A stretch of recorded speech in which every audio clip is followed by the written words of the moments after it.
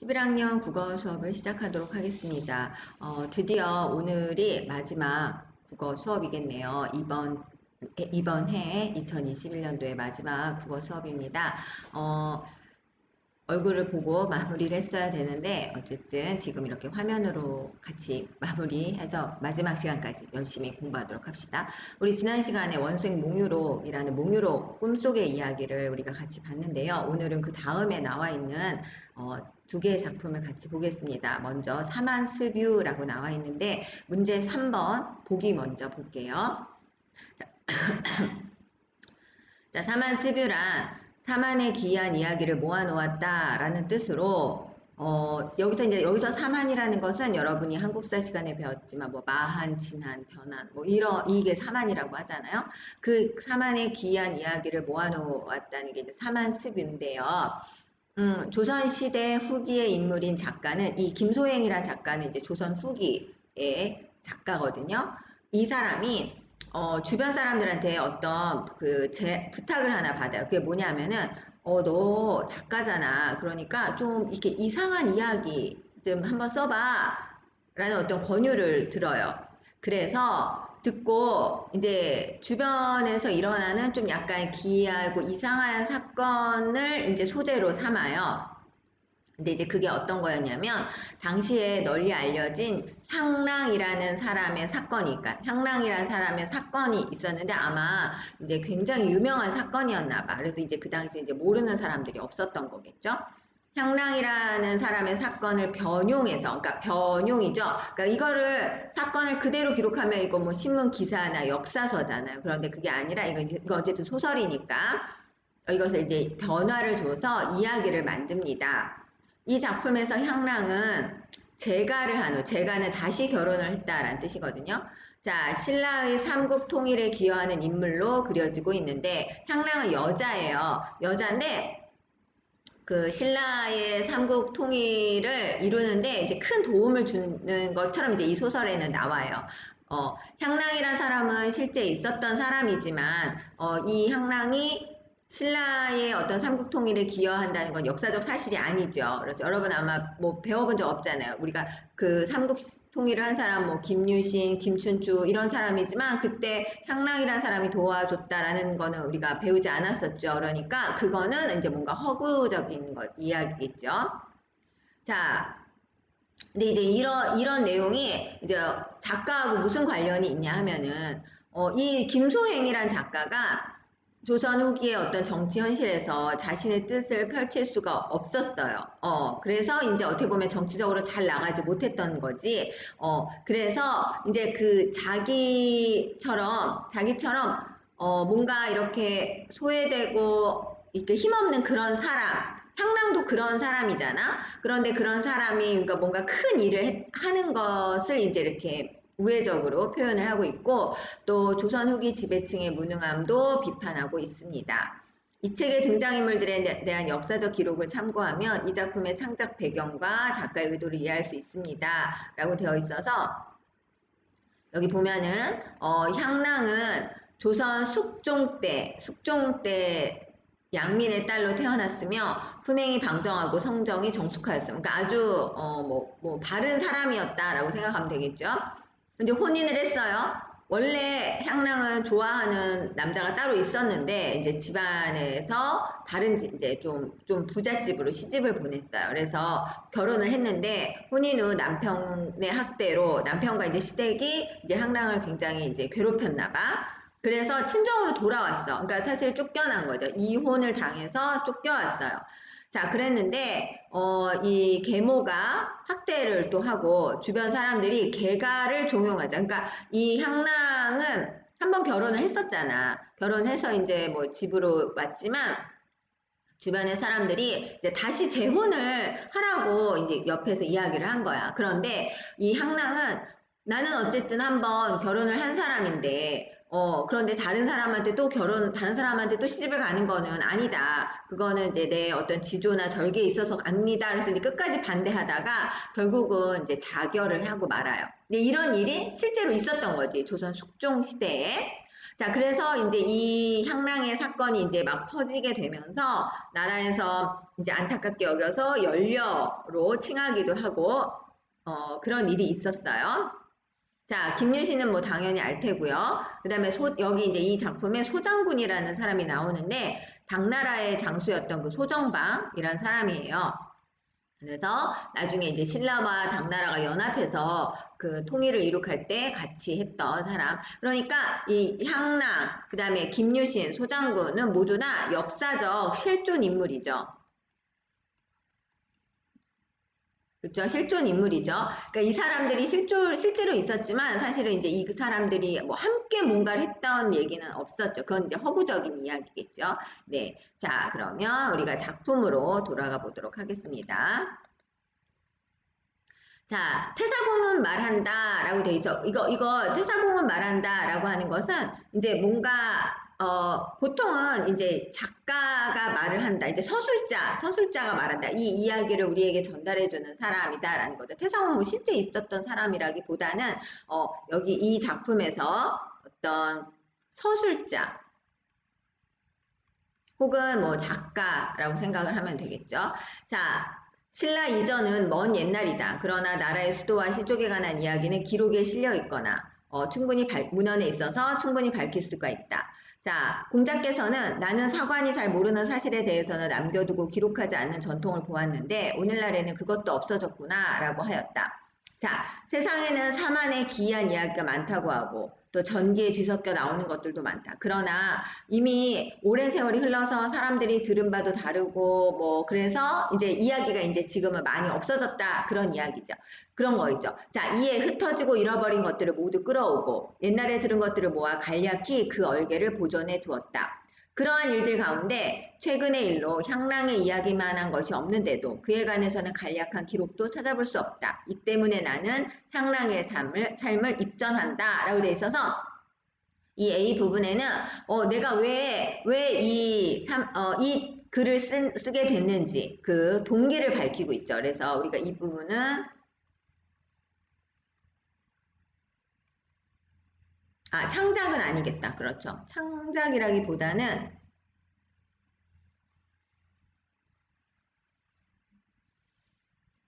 내가 이 글을 왜 썼는지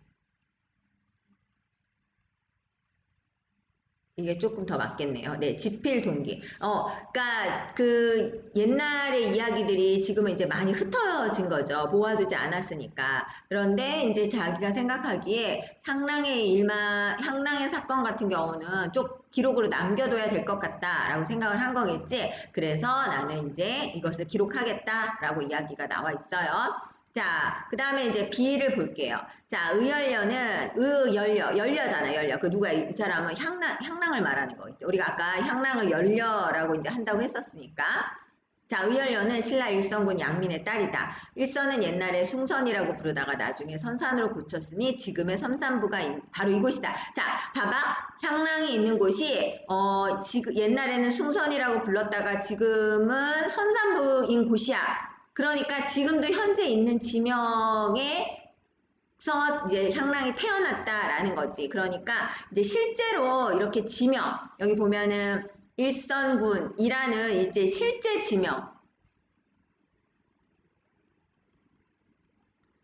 지명을 언급한 것은 이 이야기가 가짜가 아니야. 향랑이 가짜가 아니라 진짜로 있었던 사람이야 라는 어떤 신빙성을 부여하고 있다라고 볼 수 있겠어요. 예. 자, 그냥 이 의열려는 옛날에 뭐 저기 윗동네에 살아서 태어났던 사람이야 라고 말하지 않고 구체적인 지명을 이야기하고 있죠. 자, 그런데 이제 이 향랑이 태어날 때 좀 되게 그 놀라운 일이 일어났어. 왜냐면 향기가 집안에 가득했대. 그래서 이름을 향랑이라고 했다는 거죠. 자, 이때 원광법사도 실제로 있었던 사람이잖아요. 자, 유학을 갔다가 나이 100세에 이제 돌아와서 이제 나라의 선생님이 된 거죠. 나라 사람들이 그를 존경해서 동방대가 굴조원이라고 불렀다는 거죠. 자, 이날 저녁에 이 원강 법사가 이제 이 향랑이 태어난 동네를 지나다가 어떤 소문을 들었던 거지. 어떤 집에, 저 집에, 아이가 태어났는데 집안에 향기가 가득하더라 라는 어떤 그런 아주 이상한 이야기를 들었겠지? 그래서 소문을 듣고 찾아간 거지. 그래서 이제 뭐라고 얘기했냐면 저 아이가 누구야? 향랑이죠. 폐향옥녀이다 라고 되어 있어. 아, 얘는 폐향옥녀래. 자, 폐향옥녀 누구냐면은 그러니까 선녀라는 말이야. 그러니까 옥황상제가 있는 하늘나라의 선녀다라고 이야기하는 거야. 이 아이는 원래 하늘나라의 선녀야. 자, 20년이 지나기 전에 신라에 다시 한 기이한 일이 일어날 거야. 그러니까 20년 후에, 그러니까 20년이 되면 이 향랑이 20살이 되잖아요. 그러니까 20년 지나면은 신라에 아주 또 뭔가 굉장히 이상한 일이 일어날 거야. 라고 얘기했죠. 그러니까 사람들이 이제 물어봤겠지. 도대체 무슨 일이에요? 그런데 이제 대답하지 않다가 사람들이 계속 물어보니까 이제 그때서야 이제 말을 해줬어. 뭐라고 말했냐면, 자, 내가 들은 말 이렇다. 자, 폐항옥녀는 향안 앞에서 상제라는 것은 옥황상제. 그렇죠? 자, 옥황상제 심부름을 했대요. 그런데 이제 이 폐항옥녀가 자색과, 그러니까 미모도 아주 뛰어나고, 그 다음에 품성도 뛰어난 데다가 글솜씨도 뛰어나고, 그래서 신선들이 그를 추천한 거지. 아, 정말 저 폐항옥녀가 얼굴도 참 예쁘고, 성품도 바르고, 뭐 글솜씨도 뛰어나니까, 옥황상제 옆에서 이렇게 심부름을 하는 일을 하면 좋겠다고 이제 추천을 한 거겠죠. 그래서 자 매양 8월 저녁이면 요궁에 개수나무 꽃을 모아 거기에 천엽려, 뭐 백류와 기모금에 태상연을 쩍 구슬을 만들어 차고 다녔다. 근데 이제 요게 얘네들은 다 향기가 나는 식물들이거든. 그러니까 이것들을 꽃을 모아가지고 항상 차고 다니니까 이제 이 폐향옥녀는 향기가 이제 막 나오는 선녀라고 볼 수 있겠죠. 바람이 불면 막 향기가 수백 리에 퍼져서 이 때문에 폐양옥녀라고 불렀다. 그녀는 대서문화의 관아동자와 묵은 인연이 있어 부부가 될 것이나, 자, 그러니까 이 관아동자라는 사람, 그러니까 이 사람도 역시 그 하늘나라에 있는 뭐 또 신선이겠죠. 그렇죠? 예, 이 사람하고 이제 부부가 될 것이었지만 뭐 아마 여러 대 무슨 어떤 죄가 있어서 업보가 있어서 혼사가 반드시 이루어지지는 않을 것이다. 삼생을 거치면 끝내 뭐 이제 세 번의 생을 거치면 끝내 소망을 이루겠지만 천하의 일이 많을 것이 걱정이다. 그러니까 결국은 뭐 이렇게 부부의 인연을 맺긴 하겠지만 그 사이에 굉장히 여러 가지 일들이 많이 일어날 거야라는 걸 알려주고 있죠. 그러니까 무슨 일이 구체적으로 일어날지 모르겠지만, 자, 그래서 사람들이 이제 막 알려달라고 하자, 원감 법사가, 자, 지나보면 마땅히 알게 될 거야. 그러니까 나는 하늘의 비밀을 누설할 수가 없어. 근데 벌써 이제 웬만한 건 다 말을 했죠. 예. 자, 이제 요게 여기까지가 어떻게 보면은 향랑의 기원이죠. 향랑이 원래 어떤 사람이었는지, 향랑의 정체에 대한 이야기가 나와 있었죠. 자, 향랑은 어려서부터 총명하더니, 그렇죠. 이제 이게 특별한 사람이잖아. 그러니까 그 평범한 사람이 아니잖아. 하늘나라의 선녀니까. 그다음에 장성에서는 자색이 남들을 압도하고, 자색이라는 거 아까도 말했지만 미모가 막 총명한, 머리도 똑똑한 데다가 막 미모도 굉장히 뛰어나서 남들을 압도할 정도지. 그 다음에 문사, 막 글도 굉장히 잘 지었어.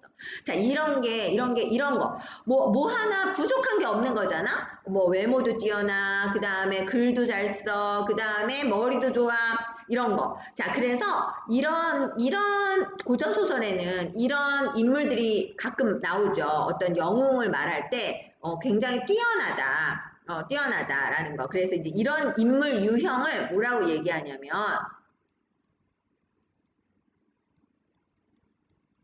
제자가인이라고 얘기해요. 제자가인이라는 거는 재주도 있고, 예, 그 다음에 얼굴도 아름답고, 외모도 있고, 뭐 이렇다는 뜻이야. 이런 사람이란 얘기야. 그래서 뭐 하나 뭐 부족한 게 없는 거죠. 어쨌든 향랑도 그랬어요. 네.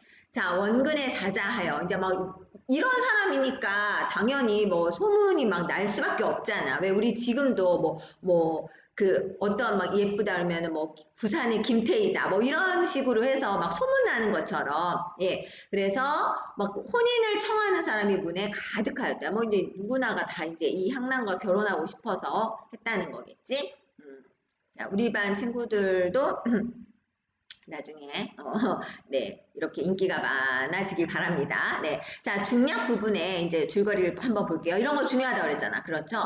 자, 향랑은 부모의 관건에 의해 자신이 마음에 둔 효렴 대신에, 그러니까 향랑은 자기가 좋아하는 사람이 있어서 누구야? 그게 바로 효렴이야, 효렴. 그런데 효렴 대신에 부잣집으로 시집을 가게 돼요. 그런데 남편과 시어머니의 박대로 쫓겨나. 그러니까 박대라는 것은 이제 잘 못 대해준다는 뜻이거든요. 그리고 쫓겨난 후에 개가를 강요당하다 자결을 했어. 우리 아까 그 문제에서 봤었잖아.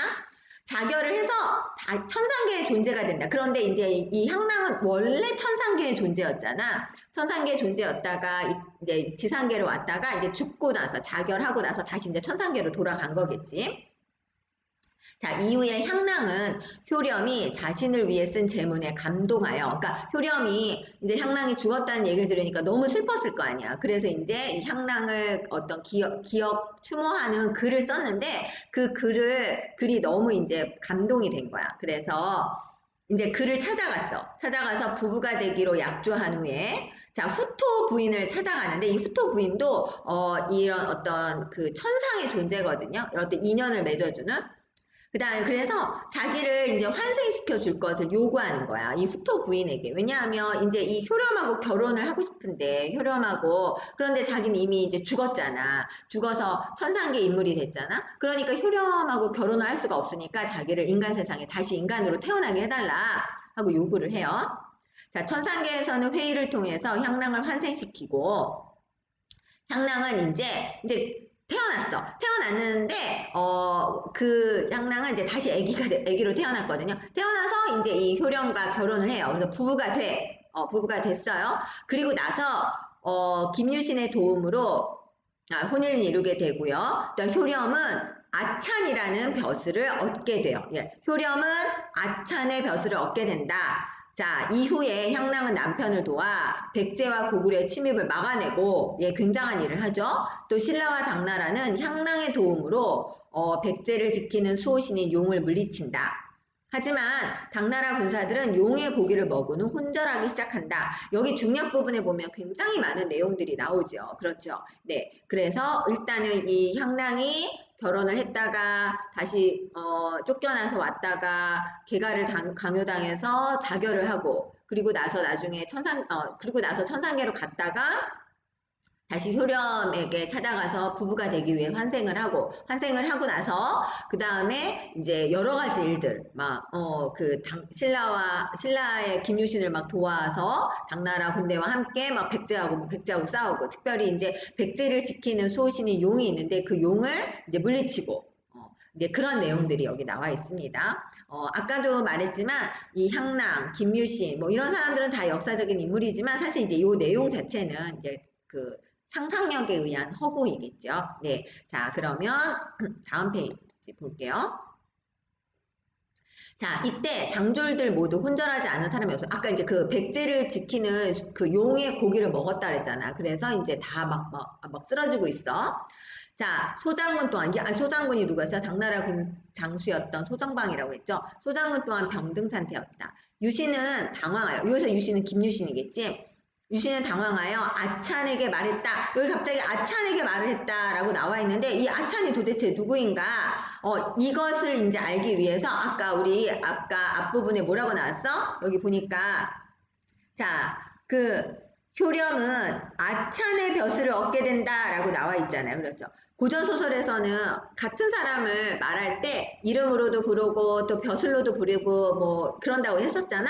그러니까 여기에서 이제 유신이 아찬에게 말했다 할 때 이 아찬은 그 효령, 향랑의 남편을 말하는 거겠죠. 용을 낚은 화가 이 지경에 이르렀으니 노루를 피하다 범을 만난 격이요. 우리가 믿는 바는 오직 당나라 군사뿐인데 이제 백제가 터럭만큼의 힘도 쓰지 않았는데 당병이 모두 병들었으니 대사는 물 건너 갔소 라고 얘기했어. 그러니까 무슨 말이야?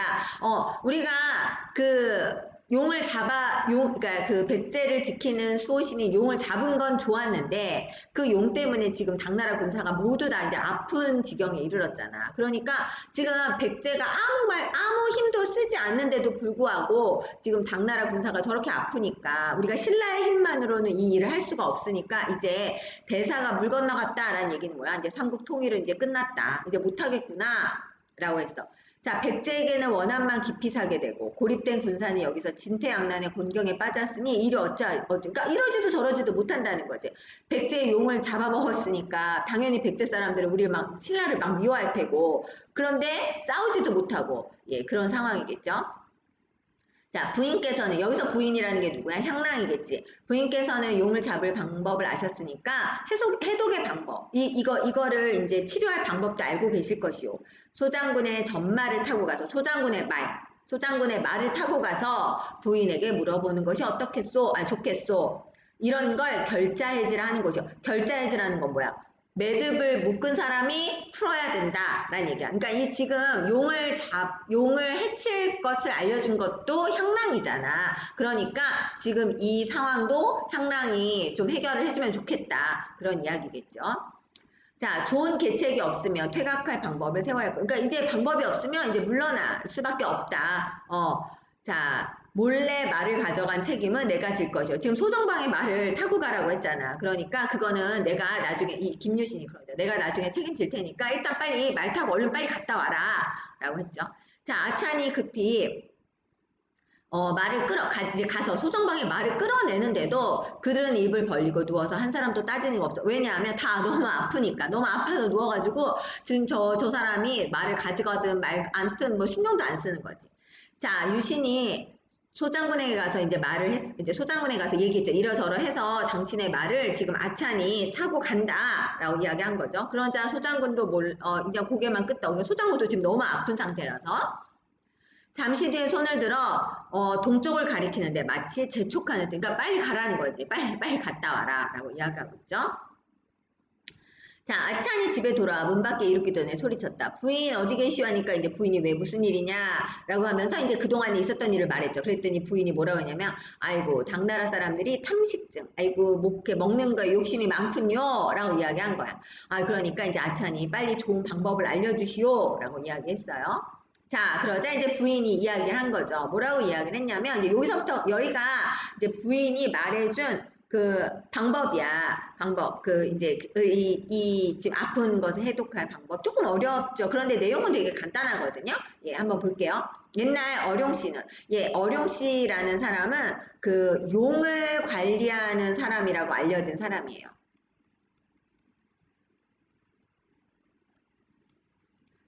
예, 사실 용이라는 게 실제 있는 동물은 아니잖아요. 그러니까 어룡씨도 사실은 뭐 실존 인물은 아니겠죠. 어쨌든 이제 그렇다고 알려진 사람이야. 옛날 어룡씨는 자, 천지의 진룡은 논의할 근거가 없다.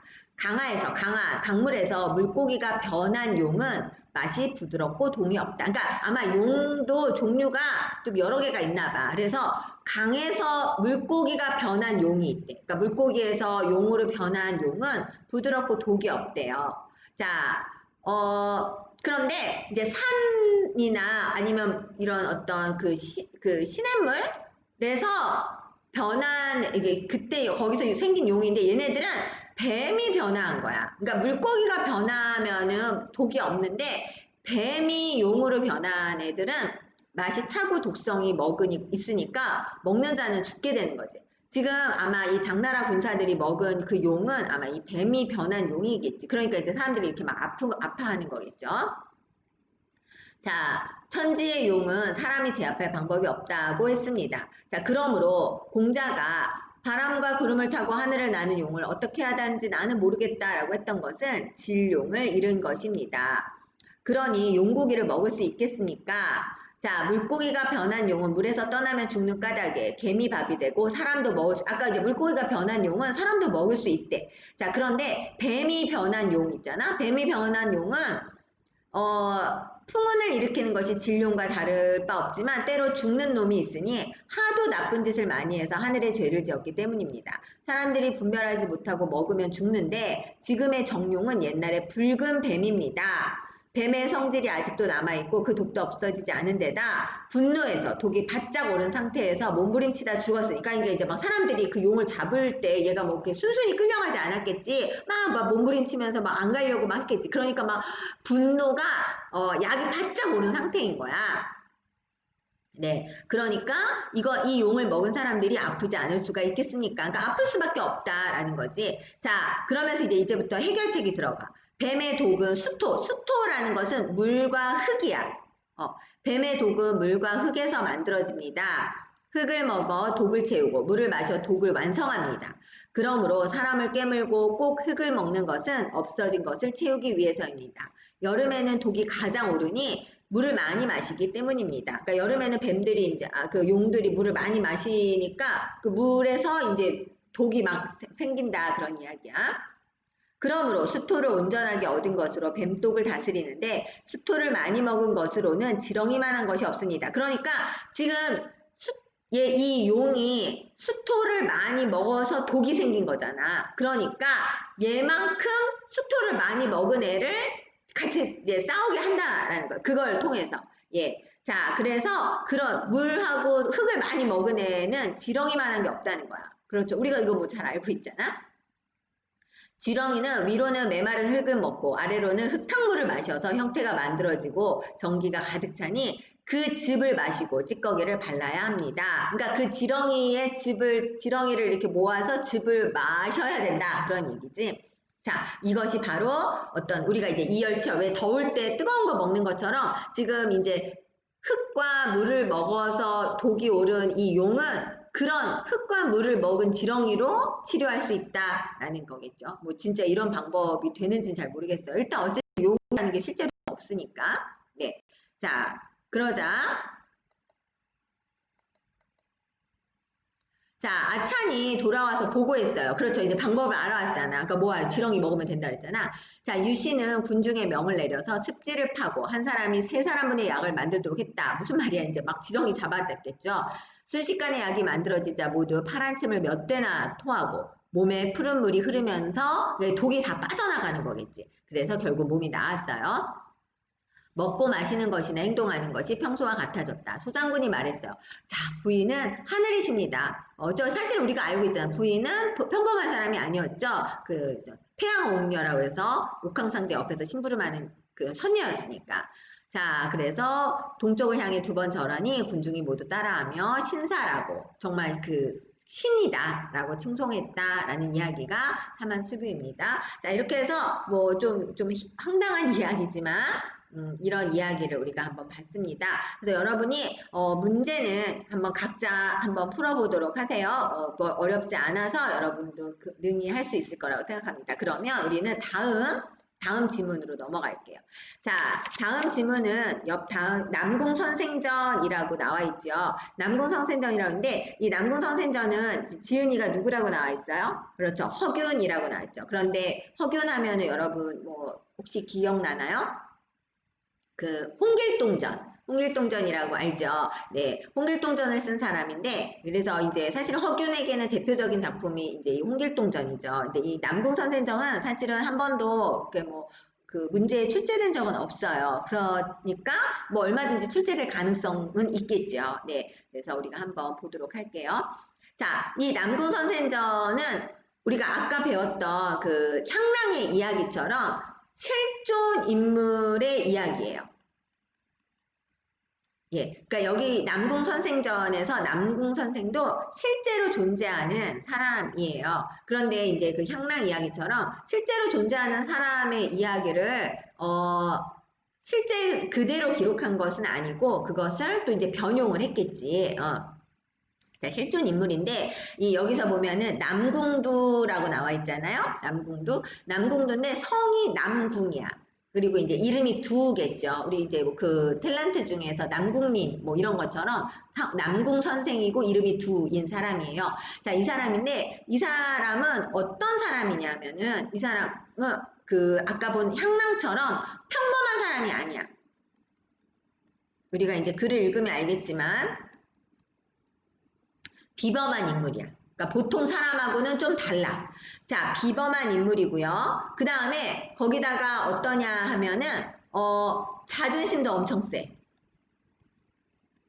예, 자존심도 세요. 자, 자존심도 센데다가 어떠냐면은 거만해. 그러니까 이제 자기가 이제 굉장히 잘났으니까 이제 비범한 데다가 자존심도 세고 거만한 태도를 갖고 있어. 자, 그러니까 세상과 잘 지낼 수 있을까 없을까? 그쵸. 그래서 결국은 세상과 불화를 해요. 불화를 일으켜요. 그러니까 잘 못 지내. 그러니까 세상에서 이렇게 잘 못 지내요. 예, 아무래도. 네. 이제 이런 사람의 이야기가 여기 나와 있습니다. 자, 그리고, 우리가 이제 이 소설은 여러분이 그 4번 문제에 보면은 보기를 바탕으로 윗글을 이해한 내용으로 적절하지 않은 것인데 사실 이제 보기가 여러분 교재에는 빠졌어요. 그렇죠. 그래서 이제 여기서 그냥 보여주도록 할게요. 자, 보기를 바탕으로 윗글을 이해한 내용으로 적절하지 않은 것은 여기서 보겠습니다. 자, 남궁 선세전은 전이 소설화된 전개 소설로 볼 수 있는 작품이다. 그래서 남궁 선세전은 전개 소설이에요. 전개 소설. 자, 전개 소설이라는 말은 뭐냐 하면은 전이 소설이 됐다라는 얘기야. 그럼 이제 전이 뭐냐? 전이 뭐냐? 우리 공방전, 그 다음에 저생전 할 때 생각나요? 자, 뭐야? 어떤 사람의 일생을 기록하고, 그리고 마지막에 가서 그 사람에 대해서 평가하는 거가 바로 이제 전이야. 이런 양식이. 그 사람의 조상은 어떻고, 그 사람은 무슨 일을 했고, 그래서 그 사람의 뭐 자손들은 어땠고, 그래서 결국 그 사람은 어떻더라, 라고 평가하는 이게 그 공방전, 저생전 같은 것이 바로 전이거든요. 근데 그래서 이런 전의 형식을 가져와서 그것을 소설로 만든 것이 바로 이 남궁선생전이에요. 그래서 이런 거를 전계통의 소설이다라고 이야기합니다. 전개 소설은 역사적 실존 인물에 관심을 갖고, 그렇죠. 아까 선생님 말했죠. 실제 있었던 사람이라고. 자, 그 행적을 기록하는 열전의 서술 전통이 상대적으로 강하게 잔존한 나름대로 근거 있는 역사적 사실의 바탕은 허구로서의 성격을 갖고 있는 양식이라고 했어요. 무슨 말이야? 그러니까 역사적 사실의 바탕을 둔 허구다라는 이야기야. 그러니까 실존 인물이지만 그 사람의 이야기를 뭐 실제로 다 그렇게 적었다기보다는 그것에 바탕을 둔 허구라고 생각을 하면 돼요. 어떤 사람의 행적을 기록하고 교훈적인 내용이나 비판을 덧붙이는 글인 저는 그러니까 말했지 행적을 기록하고 그 사람에 대해서 뭐 칭찬을 하든지 아니면 비판을 하든지 이제 이런 형식이 바로 전이거든요. 개괄적인 서술을 그 특징으로 갖고 있는데 이와 같은 전에 비해 전개소설은 대화의 행동을 구체적으로 제시하며 인물의 내면을 묘사해 드러낸다. 우리가 저생전 공방전을 보면은 막 이렇게 쭉 어떻게 보면 나열해 있잖아. 이렇게 뭐 조상들은 어땠고, 그 다음에 이제 이 사람이 뭐 정치에 나가서 뭐를 했고, 무슨 벼슬을 했고, 그랬다가 뭐 쫓겨났다가 아니면 다시 등용됐다. 그냥 이렇게 쭉 나가지. 근데 그 사이에 이 저생이나 공방이나 이런 사람들 어떤 심리적인 묘사나 내면 묘사 같은 건 잘 드러나지 않잖아요. 그렇죠? 예. 그런데 그거에 비해서 이 전개 소설은 어쨌든 소설이잖아. 소설이기 때문에, 대화와 행동이 구체적으로 드러나고 또 그 사이에 인물의 내면도 잘 드러난다라고 볼 수 있다는 거야. 근데 이건 어디까지나 그 전에 비해서 그렇다는 거고, 우리가 지금 흔히 이제 이후에 나오게 될 소설, 정말 소설이라고 말하는 것에 비해서는 아직도 조금, 이런 부분은 부족하긴 해요. 자, 이것은 사건을 입체적으로 전개하고 인물의 개성을 뚜렷이 부각하는 효과를 거두는데 기여한다. 자, 그리고 전개 소설은 경험적 사실을 바탕으로 일정 정도 허구화를 가미하고 있지만, 그러니까 실제 있었던 일에 그러니까 상상력을 더해서 이야기를 만들어내긴 하지만 어느 정도는 사실적인, 실기적인 사실을 기록한 성격도 있다라는 얘기. 그러니까 완전히 허구는 아니다라는 이야기겠죠. 자, 이것은 사실에 대한 객관적인 서술을 중시하는 전의 정도. 그러니까 전이라는 것은 어쨌든 실제 있었던 사람의 행적을 기록하는 거잖아. 그러니까 그 전통이 남아있기 때문에 완전 뭐 어느 정도는 사실을 기록하기도 한다라는 거. 자, 이게 이제 보기에 나와 있는 내용이고, 이걸 바탕으로 우리가 그러면 이제 실제 이제 글을 한번 보도록 하겠습니다. 자, 남궁두는 이제 인물 나왔으니까 표시하겠죠. 과거를 보아 문명을 떨치자 자신의 재주만 믿고 뭐라 해서 아까 거만하다 그랬잖아. 수령에게 예를 다하지 않아. 그렇죠. 자존심만 세. 나는 뛰어나. 나는 훌륭해. 뭐 난 대단해. 막 이러면서 그래서 고을 수령에게 예의를 갖추지 않아서 미움을 사게 돼요. 자, 첩과 당질은 사촌 조카 정도 될 것 같아. 그러니까 자기의 첩하고 이제 조카가 이제 서로 이제 그 정을 통하는 거, 사랑하는 것을 본 남궁두는 이제 너무 화가 나. 너무 화가 나서 두 사람을 이제 죽여. 활을 쏴가지고 죽여요. 죽이고 붙잡혀서 죽을 지경에 이르게 되니까 감옥에 갇혀요. 그런데 이제 그 상황에서 아내의 도움으로 탈옥을 하게 돼요. 아내가 감옥을 지키는 사람들에게 이제 막 술을 많이 먹여서 술을 취하게 한 다음에 이제 몰래 이렇게 빠져나가게 해요. 어쨌든 이제 그래서 탈옥해요. 이제 도망자가 된 거잖아. 그 후에 이것저것을 떠놀던 남궁두는 이제 치상산이라는 산에 들어가게 되는데 거기에서 어떤 그 어른을 만나. 여기서 장로라고 하는 건 어떤 이제 늙은인데 이제 그 스승이겠죠, 이제. 남궁두는 어떤 사람의 가르침에 따라서 도사의 선수를 연마한다. 이제 도사 수업을 받는 거야. 도사 수업. 그러니까 도사의 선수를 연마한다라는 걸 통해서 이 남궁두라는 사람이 도교에 이제 길에 들어서겠구나. 그래서 이제 이 글은 도교 사상이 굉장히 많이 나오고 이제 뒤에 읽어보면 알겠지만 뭐 도교에서 말하는 어떤 그런 교리들이 굉장히 많이 나와요. 그래서 사실 우리가 잘 모르지. 도교가 뭔지 잘 모르고 도교에서 뭐 어떻게 해야 신선이, 그 도교에서 사실 제일 그 궁극적으로 바라는 건 신선이 되는 거잖아. 그러죠. 그러니까 그런 방법들에 대해서 쭉 나오거든요. 어쨌든 이 남궁두가 이제 이 도교 수업을 받아. 이 장로에게 도교 수업을 받는데, 근데 아까 선생님 뭐라 그랬지? 비범한 인물이라고 했잖아. 평범한 사람이 아니라고 했잖아. 그러니까 이 도교 수업을 굉장히 잘 받아. 굉장히 잘 받아서 정말 거의 신선이 되기 바로 직전까지가. 그러니까 여기까지 가면 신선이거든? 신선이 되는 거야, 이제. 그런데 이제 여기까지 왔어. 여기까지 온 거야.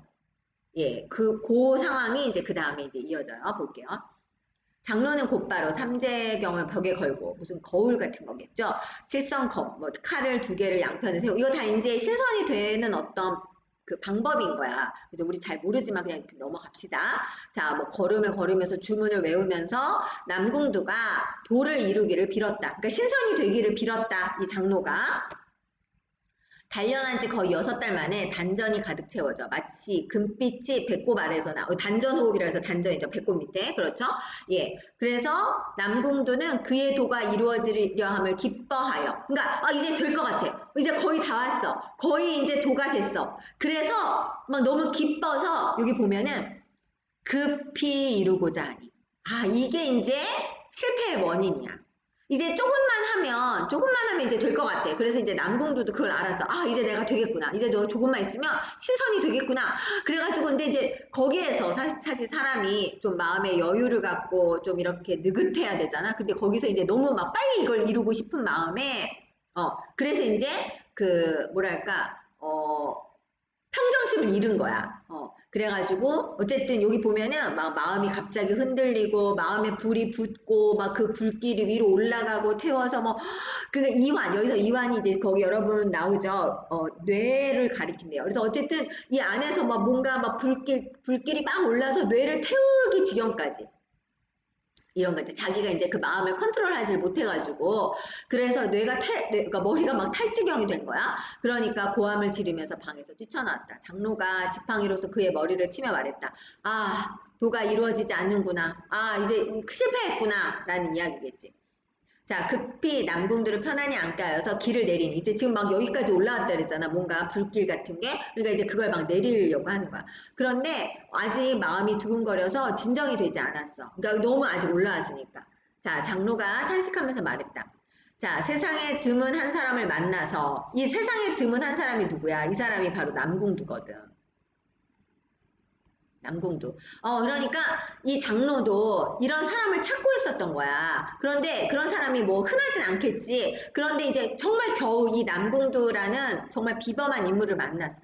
그래서 정말 이 사람은 정말 잘 가르치면 정말 신선이 되겠구나. 정말 이걸 다 이루겠구나 생각해서 이제 열심히 가르친 거지. 자, 그런데 결국은 실패에 이르렀으니 이거는 그대의 운명이다. 내 힘으로는 어떻게 할 수 없다라고 했어. 그래서 이제 7일 만에 마음이 편안해지고 이제 진정이 된 거죠. 자, 그러자 이제 장로가 뭐라고 얘기하냐면 이런 말을 했어요.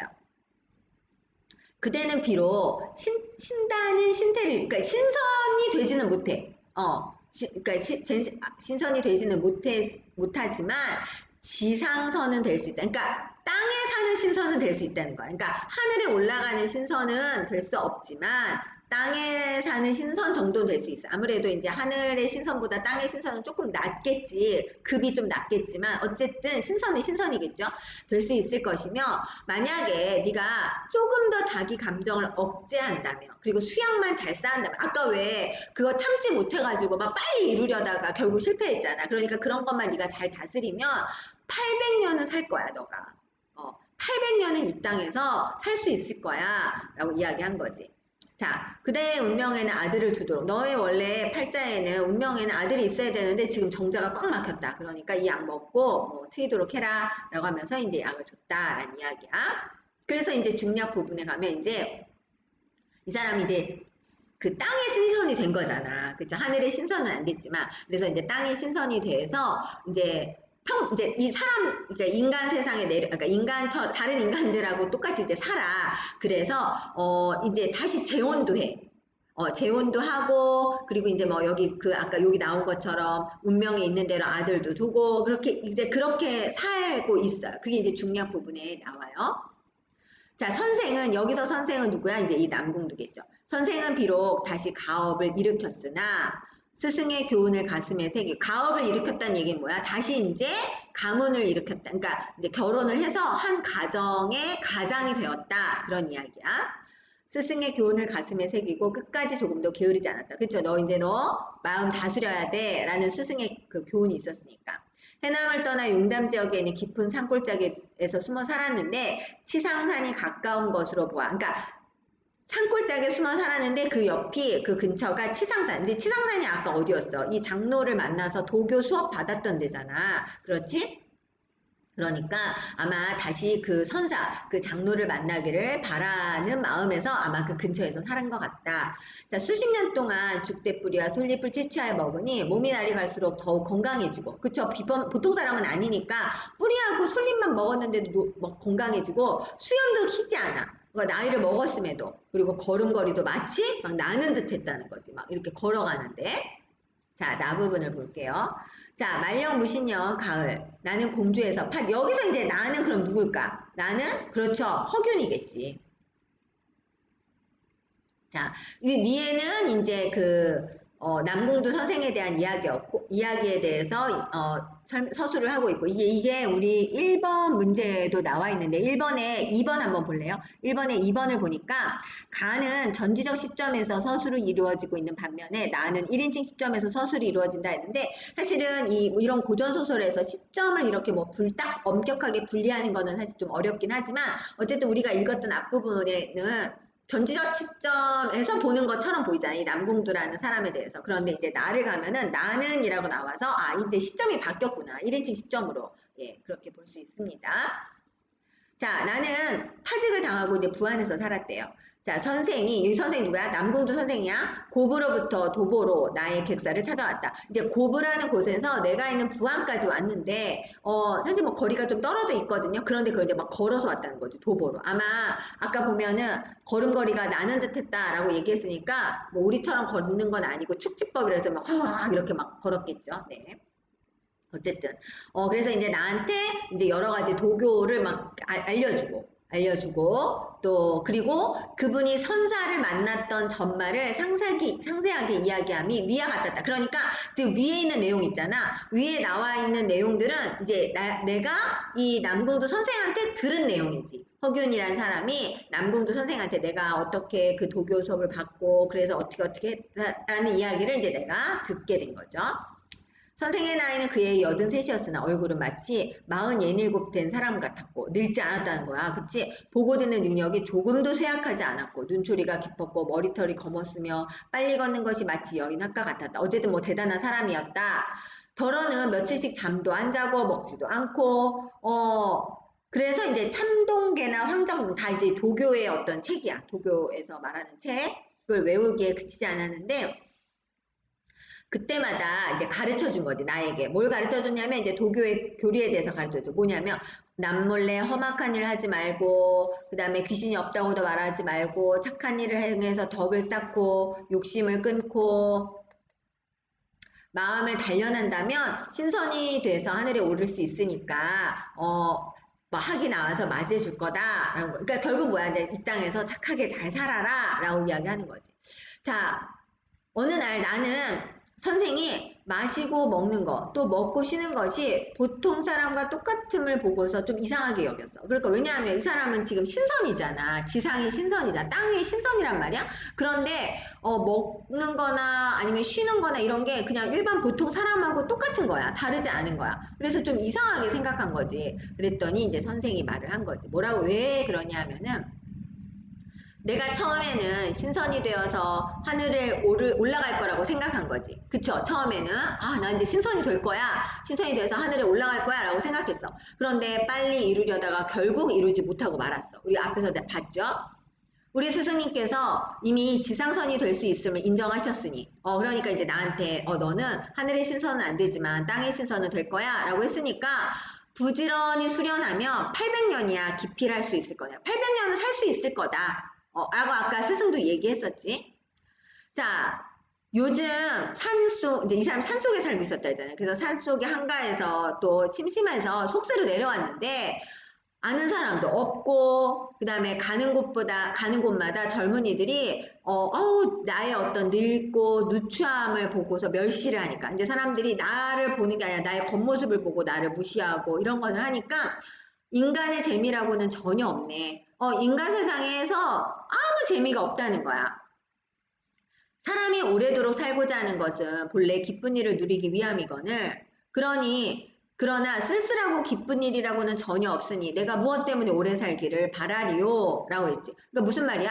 그러니까 800년을 사는 것은 800년 살면서 여러 가지 기쁘고 행복한 일을 많이 보려고 그러는 거잖아. 그런데 지금 내가 보니까 지금 인간 세상에서는 아무 재미있는 게 없는 거야. 그러니까 굳이 내가 그렇게 뭐 800년만큼 오래 살고 싶지 않다라는 이야기겠지. 그래서 속세 음식을 금하지 않고, 그러니까 속세 사람들이 먹는 거 그냥 똑같이 먹고, 아들을 안고, 손자를 껴안고 희롱하면서 여생을 보내다가 결국은 때가 되면 그냥 보통 자연의 이치대로 죽음에 돌아가서 하늘이 주신 운명을 따르려네.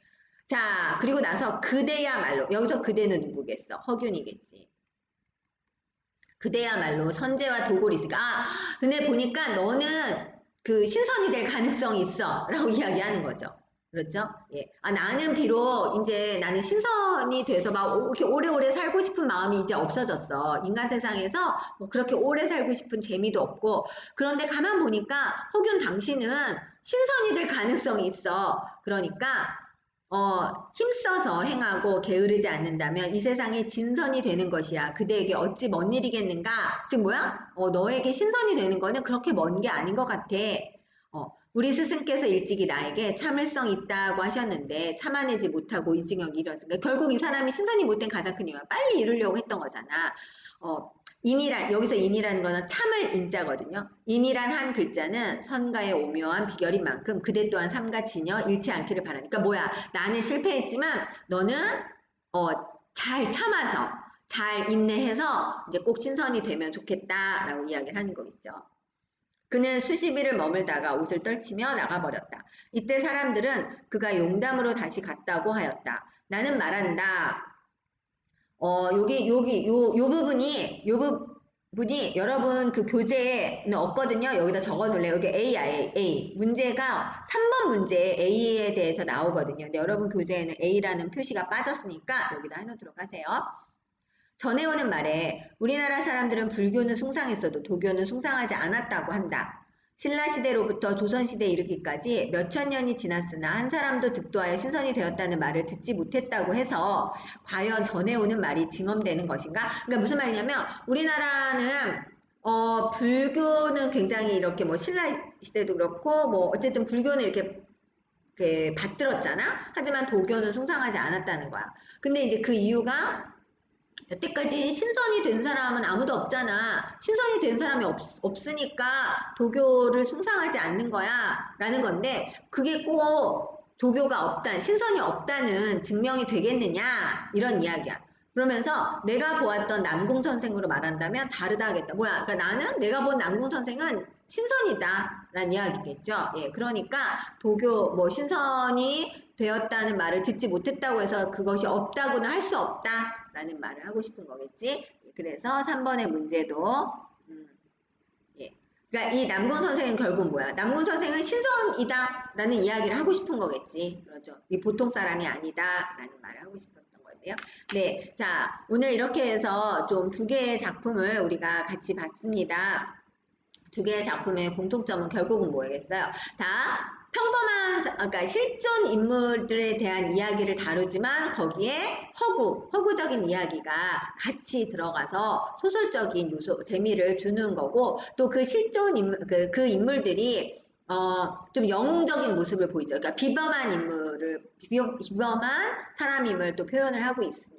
네. 그래서 오늘 문제까지 풀기에는 좀 시간이 없을 것 같아서 선생님이 이 두 편은 문제를 풀지 않겠습니다. 대신에 여러분은 숙제로 해서 문제를 풀고 그 다음에 문제를 풀 때는 항상 왜 틀렸는지, 왜 그게 답이 아닌지, 왜 적절하지 않은지도 적어야겠죠. 그래서 그걸 하고서 그 다음에 사진을 찍어서 그 국어 과제 제출란에 과제를 제출하면 되겠습니다.